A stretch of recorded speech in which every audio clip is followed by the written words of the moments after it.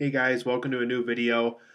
Today is going to be another collaboration video. I'm collaborating again with Caleb. Him and I did a video before this one a while back, not too long ago though, about how Marvel and DC are doing. What's one of them doing that's well, and what's the other one doing that's not doing too well. What are some things that they're both doing good at and bad at. For episode 2, we want to take on we wanted to take on another film topic, but we wanted it to be different. And so for this topic, today we're talking about what makes a good film director.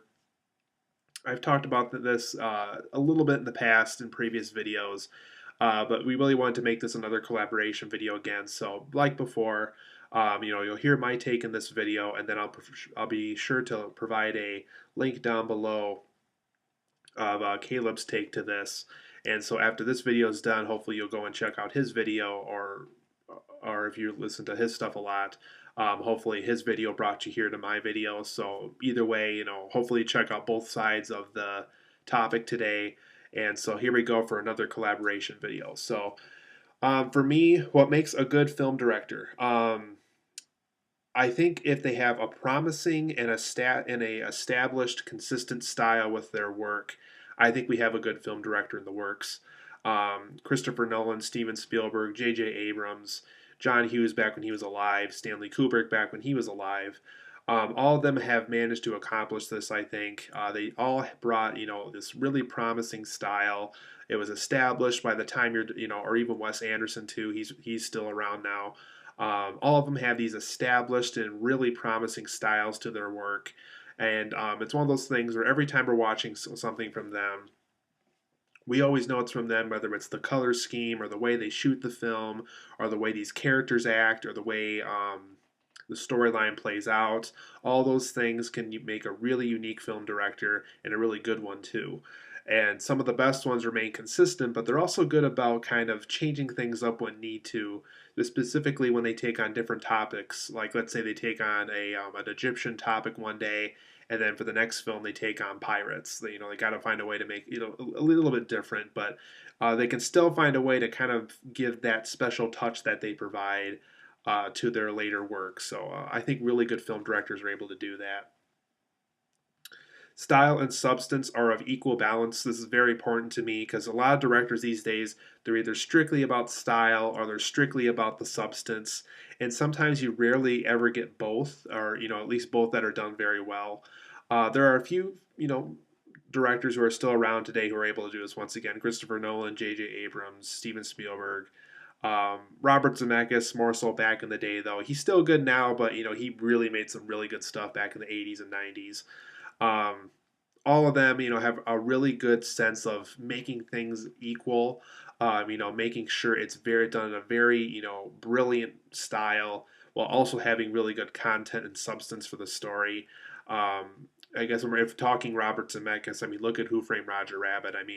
All those elements of that film work so perfectly with the live action scenes mixed with the animation to really give this feeling that these animated creatures are interacting with these live action people and things like that. And just the way when you go behind the scenes, when like in a special feature on the DVD or Blu-ray of that film, just how they were able to do it was just really brilliant too. That's once again just a really unique way to balance both style and substance into a film, and Zemeckis pulled it off perfectly. And obviously other directors have done this too with their work as well. So um, yeah, I think it's very important when style and substance are of equal balance in a movie. I always like it when the director is able to do different things, but still use their style in a unique way. This film isn't out yet, but from what I know about it, it sounds like it's going to be a very different and unique film for this director. Um, Tim Burton's next film is going to be called Big Eyes, and it's going to be about a famous artist that Tim Burton very much admires, and I think he even used this artist's work in some of his previous films.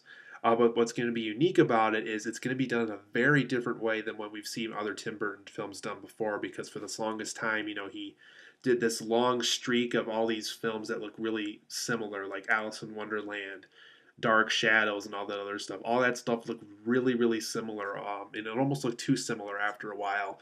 And I like how he's taking on this film that's very, very different, but he's also taking on a topic that's very important to him. And it's going to be interesting to see how his style kind of works into that story pretty well. Because from what I've seen of it from set pictures, it really doesn't look a lot like a Tim Burton film. So but like I said, I like when a director is able to do different things and able to use their style in a unique way for several projects later on. I think that's a very unique way to take that on. I also like when a director makes good use of a good cast. Um, I really like like Ocean's 11 with a Steven Soderbergh film. Christopher Nolan once again has good use of his cast whenever he makes a movie. Steven Spielberg does as well. Um, yeah, Ocean's 11 for sure. That was definitely a film where they had a lot of celebrities to work with, and none of them feel wasted, and all of them feel very well cast into that movie. And that's just another good use of another good technique a director can use. I mean, just really making sure that every single cast member gets something good and interesting to do in the movie, and specifically if you have a lot of A-list cast members. So I like it when a director is able to do that. I also really like this too when there's meanings and messages in a film that really stay with you long after the film is done with. Even films like The Sixth Sense or films like Enemy, for those who saw that recently, it's an independent film. Films that really make you think about what you just watched have a lot of meanings and messages behind them, and just give you a lot of stuff that really stays with you after a while. It really makes you think. Or if you've seen the film Gone Baby Gone by Ben Affleck, that's another film too, where that ending of that film is really going to make you think about everything you just watched and whether it was right or wrong, whether that character made that right choice for those who saw the movie and things like that. So, um, yeah, just really having really interesting meanings and messages behind things. I also like it when they add a lot of philosophy into a film too. I think that's really interesting. Christopher Nolan does a lot of that. The Wachowskis did a lot of that in the first Matrix film. And I also like it when a director always seeks out the bigger and better thing for them to take on next. Christopher Nolan's very well known for this. Robert Zemeckis, I would say, in the 80s and 90s was well known for this. Like I said, he still makes good films now, but back in the day, he would take on topics that were, way out there, never been done before. I mean, look at Back to the Future, and then he went on to do Who Framed Roger Rabbit, revolutionized the film industry again. Did Back to the Future Part 2, revolutionized the film industry again when he found a way to have the same actor playing different characters and be able to keep them all in the same shot, like what you saw in Back to the Future Part 2, when Michael J. Fox had, the same actor playing, three or four different parts at the same time, all in the same shot. He found a way to do that. And then he revolutionized the industry again in early 90s with Forrest Gump, where he found a way to make it look like Tom Hanks was playing with the ping pong ball, and that he was really in this old archive footage meeting John F. Kennedy and stuff. All that stuff was revolutionary for the time, and that just goes to prove just how brilliant of a director Robert Zemeckis is. So, like I said, I always like it when a director seeks out the bigger and better thing, and as a result, they always make really, really good films because of it. So, that's my take on it, you guys. Like I said, please check out Caleb's take on this down below. And like I said, if Caleb brought you here, thank you for checking out my take on the topic. And yeah, like I said, if you're seeing this for the first of the two videos, please make sure to check out Caleb's take on this. And I will see you guys here for the next video.